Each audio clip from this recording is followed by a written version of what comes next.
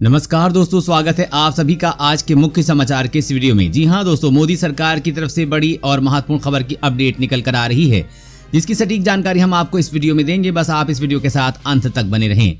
लेकिन उससे पहले आपसे एक छोटी सी रिक्वेस्ट है कि मुझे इस वीडियो को बनाने में बहुत मेहनत लगती है, तो इस मेहनत के लिए वीडियो पर एक लाइक जरूर कीजिएगा। साथ ही वीडियो के नीचे दिए गए इस लाल बटन को दबाकर चैनल को सब्सक्राइब कीजिएगा और इस घंटी को भी दबाइएगा ताकि आपको दिन भर की बड़ी खबरों की जानकारी लगातार मिलती रहे। तो चलिए दोस्तों, एक एक करके सभी बड़ी खबरों के बारे में जान लेते हैं। तो दोस्तों, आज की पहली बड़ी खबर की अपडेट की बात करें, कोरोना वैक्सीन के टीकाकरण का पूरा खर्च उठाएगी सरकार। बजट में हो सकता है रोड मैप का ऐलान। जी हां, केंद्र सरकार ने कोरोना महामारी से बचाने के लिए वैक्सीन का टीकाकरण को लेकर रोड मैप बना लिया है। न्यूज एजेंसी रॉयटर्स के मुताबिक सरकार कोरोना टीकाकरण का पूरा खर्च उठाएगी। साथ ही आने वाले बजट 2021 में इसके रोड मैप का ऐलान हो सकता है। एजेंसी की माने तो सरकार ने इस संबंध में पूरी योजना तैयार कर ली है। एस्ट्राजेनेका से बल्क में वैक्सीन लेने की तैयारी है। अनुमान के मुताबिक देश के एक नागरिक को कोरोना वैक्सीन डोज देने पर 6 से 7 डॉलर करीब 500 रुपए से ज्यादा का खर्च आएगा। यही वजह है कि सरकार ने 130 करोड़ लोगों को कोरोना वैक्सीन देने के लिए 500 अरब रुपए की बजट तय किया है। इस बजट का इंतजाम मौजूदा वित्तीय वर्ष के आखिर में किया जाएगा। जिसके बाद वैक्सीन मुहैया कराने में फंड की कमी नहीं होगी। केंद्र सरकार कोरोना के बढ़ते प्रकोप से चिंतित है और इसे नियंत्रित करने के लिए हर संभव प्रयास कर रही है। इसी क्रम में वैक्सीन टीकाकरण का पूरा खर्च उठाने की योजना पर काम चल रहा है। बताया जा रहा है कि इस संबंध में सहमति बन गई है और बजट में इसकी घोषणा की जा सकती है। माना जा रहा है कि फरवरी के अंत से टीकाकरण भी शुरू हो सकता है। और अगली बड़ी खबर की बात करें तो अब नहीं बचेगा चीन। भारत ने की इतनी खतरनाक तैयारी, देखती रह जाएगी दुनिया। जी हां, भारत और चीन के बीच सीमा विवाद के मसले को लेकर तनाव लगातार बढ़ता ही जा रहा है। दोनों देशों के बीच सैन्य स्तर पर कई बार वार्ताएं भी हुई हैं। इस पूरे विवाद का कोई हल निकल नहीं सकता। नतीजतन दोनों देशों की सेनाएं हथियार लेकर एक दूसरे के खिलाफ जंग की तैयारी में जुटी हुई हैं। सीमा पर आज जिस तरह से हालात हैं, उसे देखते हुए युद्ध की बात से इनकार नहीं किया जा सकता। भारत इस बार चीन की कोई भी मौका नहीं देना चाहता। उसने पर्याप्त मात्रा में सैनिक और हथियार के साथ और भी जरूरी सामान बॉर्डर पर पहुंचा दिए हैं, ताकि अगर ठंड में भी युद्ध की नौबत आती है तो हमारे सैनिक पीछे नहीं हटे, बल्कि एक कदम आगे बढ़कर चीन को जंग में धूल चटाने का काम करें। उधर chief of defence staff general Vipin Rawat ने तीनों सेनाओं को सैनिकों की तैनाती करने के साथ साथ किसी भी हालात का मुकाबला करने के लिए अलर्ट रहने को कहा है। दोस्तों, अगर आप भी भारतीय सेना के साथ हैं तो कमेंट में जय हिंद जरूर लिखें। और अगली बड़ी खबर की बात करें तो मिठाई की दुकानों के लिए सरकार ने जारी किए नए नियम जल्द पूरे देश में होंगे लागू। जी हां, स्थानीय दुकानों यानी कि आपके पड़ोस वाली हलवाई की दुकान पर मिलने वाले खाने पीने के सामान की क्वालिटी में सुधार लाने के लिए सरकार ने नए नियम लागू करने का फैसला किया है। अगले महीने से स्थानीय मिठाई की दुकानों को भी परातों और डिब्बों में बिक्री के लिए रखी गई मिठाई की एक्सपायरी डेट बतानी होगी। यानी ये बताना होगा कि ये मिठाई किस तारीख को बनाई गई और ये मिठाई किस तारीख तक खराब हो जाएगी। आपको बता दें कि मौजूदा समय में इन विवरणों को पहले से डिब्बाबंद मिठाई के डिब्बों पर उल्लेख करना अनिवार्य है। भारतीय खाद्य सुरक्षा और मानक प्राधिकरण यानी कि FSSAI ने नए नियम जारी किए हैं। बाजार में बिकने वाली खुली मिठाइयों के इस्तेमाल की समय सीमा अब कारोबारियों को बतानी होगी। कितने समय तक उसका इस्तेमाल ठीक रहेगा, उसकी समय सीमा की जानकारी उपभोक्ताओं को देनी होगी। खाद्य नियामक ने आम लोगों के स्वास्थ्य के खतरों को देखते हुए इसे अनिवार्य किया है। और अगली बड़ी खबर की बात करें तो ट्रेन में कोरोना संक्रमण फैलाने पे होगी 5 साल की जेल। रेलवे ने शुरू किया अभियान। जी हां, अगर आप ट्रेन में कोरोना संक्रमण फैलाने के दोषी पाए जाते हैं तो 5 साल तक की जेल हो सकती है। रेलवे ने हेल्थ प्रोटोकॉल का पालन न करने वालों को भी कार्रवाई की बात कही है। रेलवे ने आम लोगों और रेल यात्रियों को कोविड-19 संक्रमण से बचाव के उपायों के बारे में जागरूक करने के लिए जागरूकता अभियान की शुरुआत की है।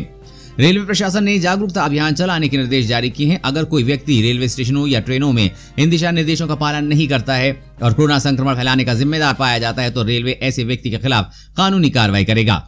किसी व्यक्ति या यात्री को अगर यात्री सुविधाओं को नुकसान पहुंचाने या जानबूझकर कोविड प्रोटोकॉल तोड़ने का दोषी पाया जाता है तो उसके खिलाफ रेलवे अधिनियम 1989 के तहत 5 साल की जेल और जुर्माने की कार्रवाई की जा सकती है। कोई यात्री अगर ट्रेन में उचित तरीके से मास्क न पहनने, सोशल डिस्टेंसिंग का पालन नहीं करने और कोविड संक्रमित होने या सैंपल देने के बाद रिपोर्ट आने से पहले ही यात्रा करने का दोषी पाया जाता है तो ऐसे यात्री पर रेलवे गंभीरता से कार्रवाई करेगा। सार्वजनिक क्षेत्र में थूकने, गंदगी फैलाने या कोरोना वायरस के प्रसार को रोकने के लिए जारी प्रोटोकॉल का पालन नहीं करना भी सख्त कार्रवाई की जाएगी। और अगली बड़ी खबर की बात करें तो भारतीय सेना का इजराइल और अमेरिका से मिलने वाले हैं ड्रोन्स, चीन सीमा पर पैनी नजर होगी। जी हां, क्षमता को विस्तार देने के प्रयास के तहत भारतीय सेना को जल्द ही इजरायली हेरॉन और अमेरिकी मिनी ड्रोन्स मिलने वाले हैं। इसके जरिए चीन से लगती सीमा और पूर्वी लद्दाख में सर्विलांस को मजबूत किया जाएगा। सरकारी सूत्रों ने बताया कि हेरॉन सर्विलांस ड्रोन्स के लिए अधिग्रहण सौदा अंतिम चरण में है और उम्मीद की जा रही है कि अगले महीने इस पर हस्ताक्षर हो जाएंगे। हेरॉन ड्रोन्स को लद्दाख सेक्टर में तैनात किया जाएगा। ये भारतीय सुरक्षा बलों के बेड़े में शामिल ड्रोन से अधिक एडवांस हैं। इन ड्रोन्स का अधिग्रहण नरेंद्र मोदी की सरकार की ओर से सुरक्षा बलों को दिया गया है। इमरजेंसी फाइनेंशियल पावर का इस्तेमाल करते हुए किया जाएगा। इसके तहत युद्ध क्षमता में विस्तार के लिए 500 करोड़ रुपए तक इक्विपमेंट्स और सिस्टम खरीदे जा सकते हैं। चीन से तनाव के बीच सरकार ने ये मंजूरी दी थी। सूत्रों के मुताबिक दूसरे छोटे या मिनी ड्रोन्स अमेरिका से खरीदे जा रहे हैं, जिन्हें बटालियन स्तर पर उपलब्ध कराया जाएगा। हाथ से संचालित होने वाले ड्रोन्स का इस्तेमाल विशेष क्षेत्र पर नजर रखने के लिए किया जाएगा। दोस्तों, मोदी सरकार भारतीय सेना को मजबूत बनाने के लिए हर संभव प्रयास कर रही है। मोदी सरकार द्वारा उठाए जा रहे इस कदम को आप समर्थन करते हैं या नहीं, नीचे कमेंट करके जरूर बताइएगा।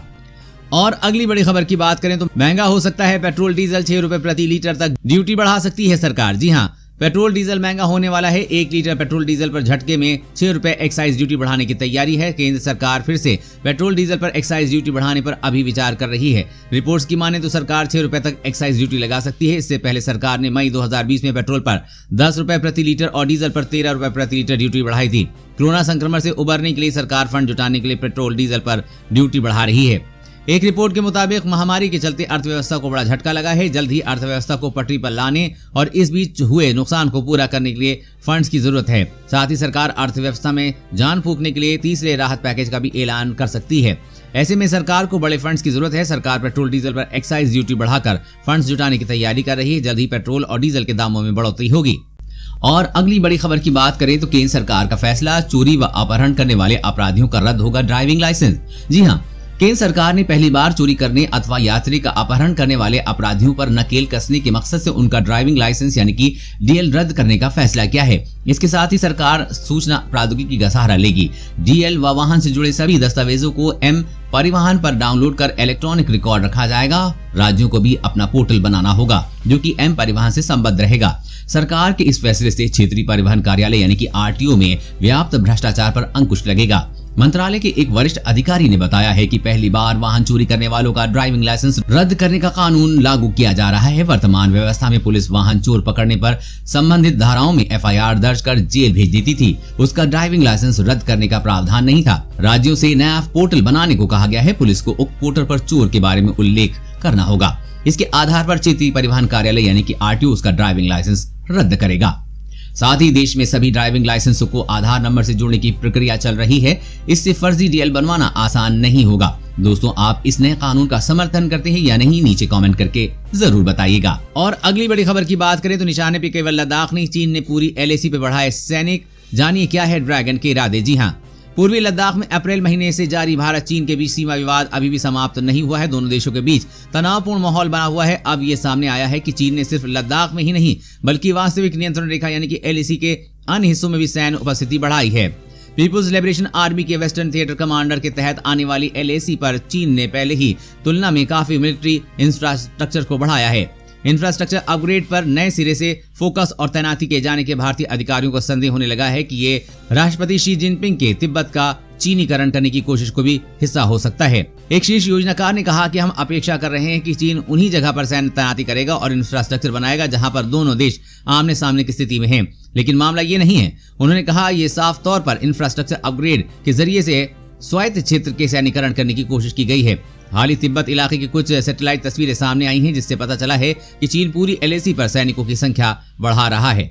और अगली बड़ी खबर की बात करें तो किराए पर रहने वाले लोगों के लिए जरूरी खबर, सरकार लाने जा रही है ये नया कानून। जी हाँ, सरकार जल्द ही आदर्श किराया कानून लाने की तैयारी कर रही है। आवास एवं शहरी मामलों के सचिव दुर्गा शंकर मिश्रा ने जानकारी देते हुए कहा कि केंद्र सरकार ने मकान मालिकों और किराएदारों के बीच होने वाले विवादों को समाप्त करने के उद्देश्य से एक ड्राफ्ट तैयार किया है। इस ड्राफ्ट को स्वीकृति मिलने के बाद ये एक कानून का रूप ले लेगा। इसके बाद मकान मालिक और किराएदार के विवादों को आसानी से सुलझाया जा सकता है।